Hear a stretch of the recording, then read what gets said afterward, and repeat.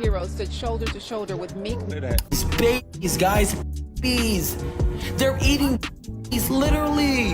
And I'm the crazy one. So they're in with these bankers and former presidents. Yes. And some guy brings over something it's an effigy that's supposed to be a body. Yeah. And then they drop it on the fire. And they're all worshiping an owl.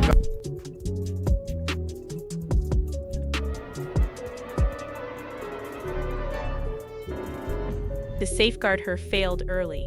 Trafficking over the border was for who? Child Protective Services is your supplier. Is anybody going to talk about that? The immigrants that are coming across the border, that all those, they were just scooping up out of boats and out of the water, they're now coming in and they're throwing them right into the system. Aurora, Colorado, Springfield, Ohio.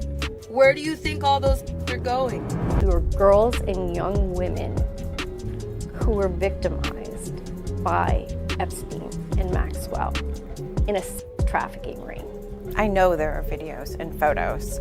I know that Jeffrey had recording cameras in his house. Powerful people who caused us harm are being protected and we're being exposed. It is meant to silence us. She explained that even though she was still under the legal age, she kept being moved through placements that did not feel like protection, but more like a system of transfers. Transfers that seemed designed to move young individuals into environments where influence held more value than safety. She remembered being taken into places she never wanted to enter, surrounded by individuals whose wealth and social standing made everything appear untouchable. And this is where her story began to intersect directly with Diddy. Ali has repeatedly claimed that she was present on his island as a form of entertainment for guests. The same island widely known for hosting private gatherings that take place far away from public visibility. The same island that also happens to be located near the property once owned by Jeffrey Epstein. You know they eat. That is not. It's true. So it's not just the dogs and the cats, not just the pets. It's not just the dogs and the cats. They're full-on vampires.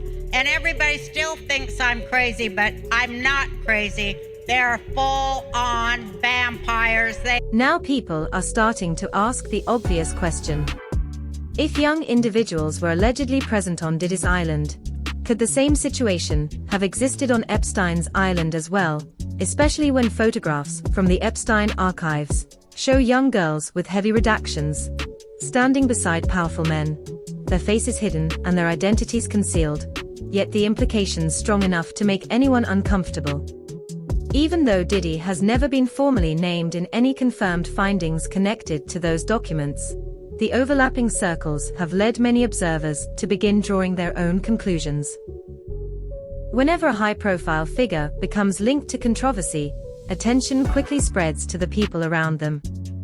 One name that repeatedly appears in these conversations is Meek Mill. This speculation did not come from nowhere. Meek and Diddy spent years moving within the same circles. They were not simply industry contacts who happened to share a stage once or twice. They were close. Meek was frequently part of Diddy's inner circle, attending events and receiving praise that suggested more than casual association. Think back to the lavish birthday celebration Diddy threw for Meek in Las Vegas, when an enormous mansion was rented and transformed into a private venue that insiders described as extravagant and over the top. The environment reportedly felt less like a normal party and more like something carefully orchestrated. Diddy ensured that Meek remained the focus of the night. Matching outfits, coordinated arrivals, the entire moment appearing less like a casual celebration and more like a public display. Happy birthday, cuz. Happy birthday. There were also whispers about drug use and private behavior that hinted at how intense those gatherings might have become once the doors were closed. For years, Meek remained close to that circle. He never publicly distanced himself, never tried to challenge the rumors or reshape the narrative. That only began to change when legal pressure started building.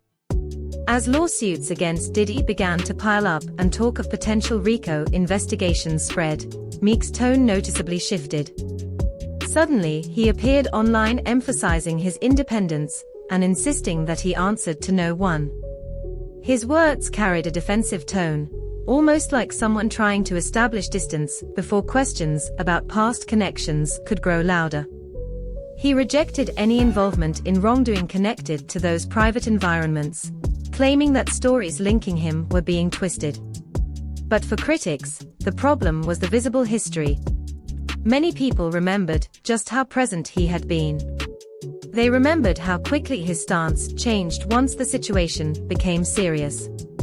Then there was the resurfaced audio clip that supposedly captured a compromising moment between him and Diddy, something Meek firmly denied and labeled completely fabricated. Still, the detailed accusations made it difficult for some observers to simply dismiss. At the moment, Nicki Minaj also finds herself in a complicated position after publicly announcing her support for Donald Trump. She has not appeared at major award shows recently, and many figures in the industry continue to criticize her. On top of that, Dion Cole even used his moment at the NAACP Awards to openly mock and call her out. I want you to bless our sister Nicki Minaj, Lord, yes. She's been going through a lot lately, Lord. It hasn't been herself, Lord. I believe whatever's in her ass is affecting her brain, Lord. Take it out of her ass, Lord. We bind that spirit in her ass, Lord.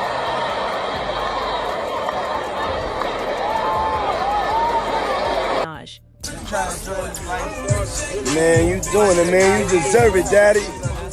You putting in that work. Proud of you. I love you.